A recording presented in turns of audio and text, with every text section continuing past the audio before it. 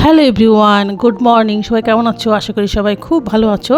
আমিও ভালো আছি। কান্ত ব্লগে তোমাদের সবাইকে স্বাগত। যে যেখান থেকে দেখছো তাদেরকে অসংখ্য ধন্যবাদ তোমাদের মূল্যবান সময় থেকে আমার জন্য একটু সময় বের করে পুরো ভিডিওটা দেখার জন্য। আজকে শনিবার, অনেক সকাল সকালে উঠছি। আজকে উঠে সমস্ত কাজ হয়ে গেছে, বাসি কাজকর্ম সেরে ফ্রেশ হয়ে গোপালকে জাগিয়ে তারপরে আজ এক কাপ লাল চা নিয়ে চলে আসলাম।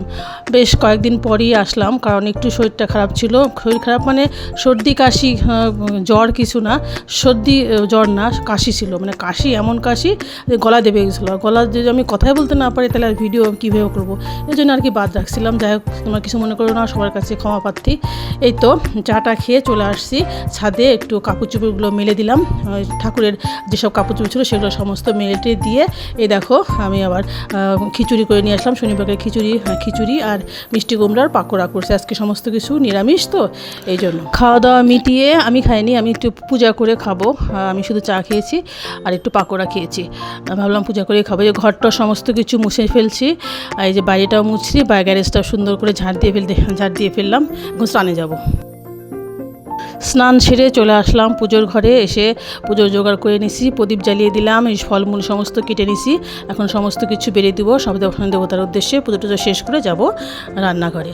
তো চলো, এই রান্নাঘরে চলে আসছি, পুজো টুজো শেষ।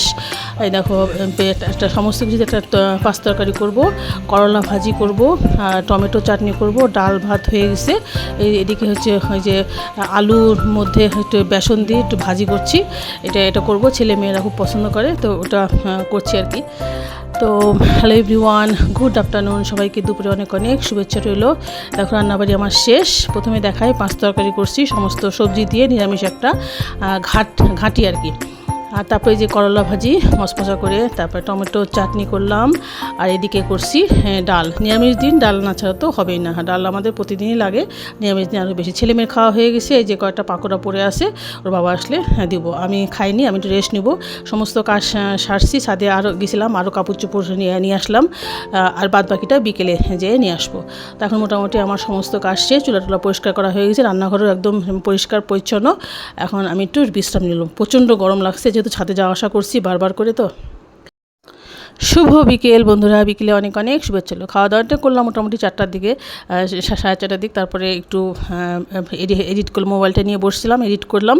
এডিট করে ভাবলাম আজকে তাড়াতাড়ি একটু ভিডিওটা ছাড়বো, প্রতিদিন যা ছাড়ি তার থেকে একটু তাড়াতাড়ি ছাড়বো, যেহেতু আজকে একটা মিনি ব্লগ, এই জন্য ভাবলাম যে তাড়াতাড়ি ছেড়ে দিই। এডিট শেষ করে তারপরে হচ্ছে সাথে কাপড় চোপড় সমস্ত তুলতে আসছি, তুলে কাপড় চোপড়গুলো গুছাবো, বাড়িঘর ঝাঁটা দিব। তারপরে আরেকবার গা কাপড় ধুয়ে সন্ধ্যাবাতি দিব, গোপালকে শয়ন দেবো, সেবা দিব।